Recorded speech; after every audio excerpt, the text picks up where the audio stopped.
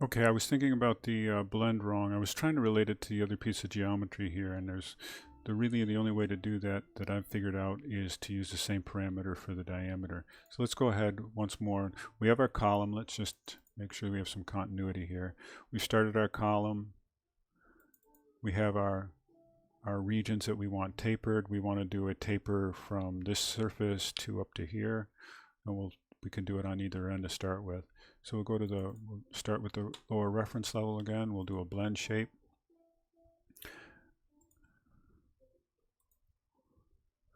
We'll make the top of that 6 inches in diameter. We'll edit the top, which is going up, so it's the larger section. And instead of trying to relate it to a piece of geometry, I'm just going to make another circle. And I'm going to grab out the dimension again. And then give it that same diameter or radius. And we can complete that out. We'll go to a front elevation so we can see what we've got. So we've got our taper started here. And now I've just got to connect it to the parameters. So I'm going to lock it to the end of the taper of the column and to the bottom of the reference point. And we're going to go ahead and take this and copy it up and reuse it again. And we'll need to unconstrain it. And I believe it will let us just flip this geometry completely over.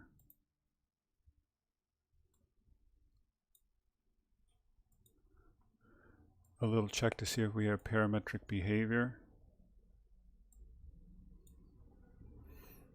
It appears we do. So I'm going to go ahead and save this and then load it into our project so we can look at doing our initial placement.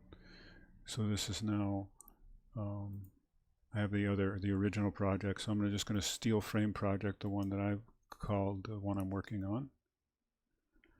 And right away we have our tapered column coming up, and we have to realize that we want to have it go up, and we want to have it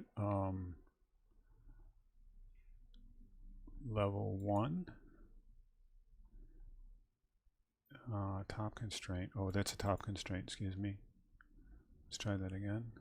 And we want that to go to top of column. We're on level 1 right now. So now we're gonna look at the initial placement of our columns. It's a little bit hard to see, but these are the cantilevers of these beams. So I'm gonna place a couple of these at these are the 65-foot points. This is a front column assembly or a set.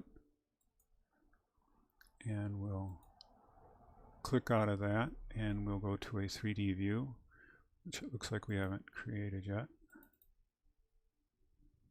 And there we have our column set. Let's look at it from a elevation, and they're not showing up, which means it might not be in a fine enough detail.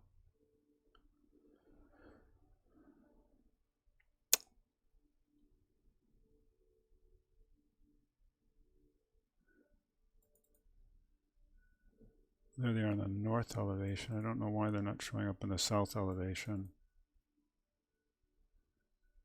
So there are columns. In our south elevation, I'll go back again.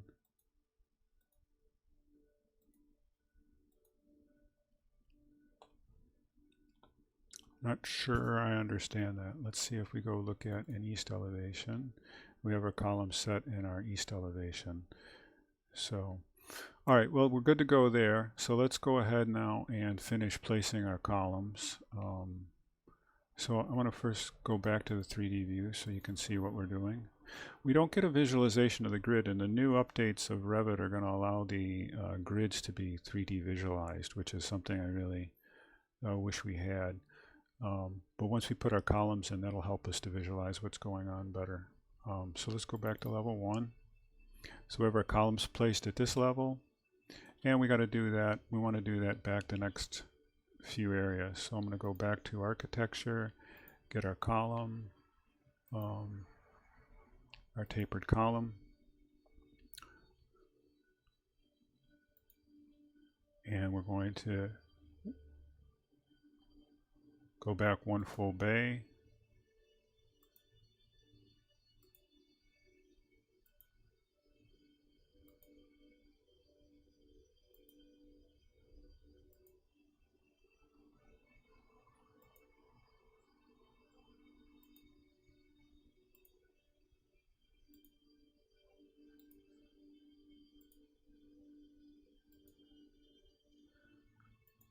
And look at that at 3D view. This is always a little bit screwy because they tend to overlap each other, so I'll rotate it around. And I'm not sure where I got my extra columns from here, but I'm just going to delete those out. All right, and let's go back to level 1, and let's just put a little floor plane down just so we can see where we're at. So I'm going to go and grab a floor tool.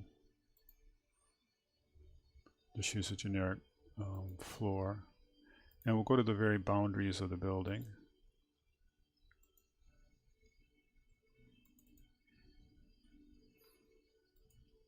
And there we have our column system laid out. Now at any point, just to show you why we have a parametric element here, we're going to go to Edit Type. And you'll notice that we'll do a couple of really odd things so it's exaggerated. Let's say we'll make this 30 feet. Oh, maybe not 30. Let's make it 20. And we'll make the column radius 6 feet. And we'll hit Apply. And now our columns are all larger in diameter and tapering over a much longer distance.